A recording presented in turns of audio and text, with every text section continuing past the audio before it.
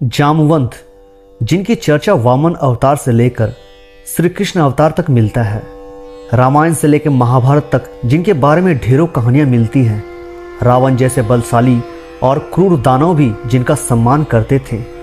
कौन थे वे? आइए जानते हैं। ऋषराज जामवान अर्थात जामवंत ब्रह्मा जी के अंशावतार थे। एक रूप से सृष्टि करते करते ही दूसरे रूप से भगवान की आराधना, सेवा एवं सहायता की जा सके, इसी भाव से वे जामवंत के रूप में अवतरण हुए थे। ऋषि के रूप में अवतरण होने का कारण यह था कि ब्रह्मा जी ने रावण को वर दे दिया था कि उनकी मृत्यु नर और वानर आदि के अतिरिक्त किसी देव आदि से न हो। अब इसी रूप में रहकर राम जी की सहायता पहुंचाई जा सकती थी। जब भगवान विष्णु ने वामन का अवतार धारण कर बलि की यज्ञशाला में गए और वहां संकल्प लेने के बाद अपना विराट रूप प्रकट किया, तब जामवंत ने वामन देव के त्रिलोकी को नापते नापते वामन देव की 7 प्रदक्षिणा कर ली थी। इनकी इस अपूर्व शक्ति और साहस को देखकर बड़े बड़े मुनि और देवता इनकी प्रशंसा करने लगे। राम अवतार में तो जैसे ये भगवान श्री राम जी के प्रधानमंत्री ही थे। सीता जी की खोज में ये हनुमान जी के साथ थे और जब समुद्र पार जाने की किसी को हिम्मत न पड़ी, तब इन्होंने हनुमान जी को उनकी शक्ति का स्मरण कराया और लंका में जाकर क्या करना चाहिए इस विषय में सम्मति दी। समय समय पर राय देने के अलावा ये लड़ते भी थे और लंका के युद्ध में तो इन्होंने बड़े बड़े राक्षसों का संहार किया था। भगवान राम के चरणों में इनका इतना प्रेम था कि उनके अयोध्या पहुंचने पर इन्होंने वहां से वापस अपने घर जाना अस्वीकार कर दिया और हठ किया कि मैं आपके चरणों को छोड़कर कहीं नहीं जाऊंगा।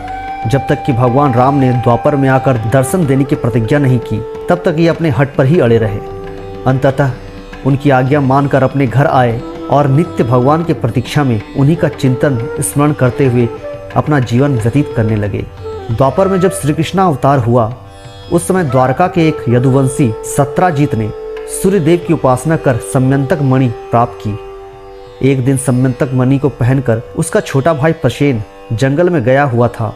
वहां एक सिंह ने उसे मार डाला और मणि को छीन लिया।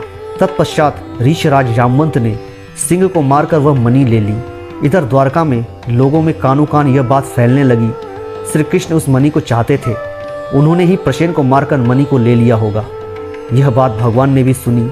यद्यपि लोक दृष्टि से तो भगवान ने कलंक को मिटाने और मणि को लाने के लिए ही यात्रा की, परंतु वास्तव में यह बात थी कि उन्हें अपने पुराने भक्त जामवंत को दर्शन देकर कृतार्थ करना था, जिनका एक एक क्षण बड़ी व्याकुलता के साथ भगवान की प्रतीक्षा में ही बीत रहा था। जब भगवान श्री कृष्ण जामवंत के घर पहुंचे तो उस समय जामवंत का पुत्र मणि के साथ खेलता हुआ पालने में झूल रहा था। अपरिचित मनुष्य को देखकर वह रोने लगा और मणि की ओर भगवान की दृष्टि देखकर उसकी धाई चिल्ला उठी। जामवंत आए तो भगवान के इस रूप में वे पहचान नहीं सके। भगवान की कुछ लीला ही ऐसी थी। दोनों में बड़ा घमासान युद्ध हुआ।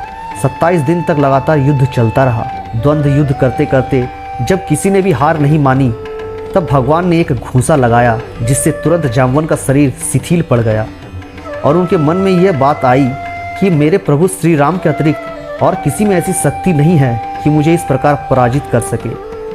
ये भावना उठते ही उन्होंने देखा तो सामने धनुष बाणधारी भगवान श्री रामचंद्र खड़े थे। उन्होंने अपने इष्टदेव को साष्टांग प्रणाम करके स्तुति की, षोडशोपचार पूजा की और उपहार स्वरूप उस मणि के साथ अपनी कन्या जामवंती का समर्पण कर दिया और इस प्रकार अपने जीवन और अपने सर्वस्व को भगवान के चरणों में चढ़ाकर जीवन का सच्चा लाभ लिया। वास्तव में प्रभु के चरणों में समर्पित हो जाना ही जीवन का परम और चरम लक्ष्य है।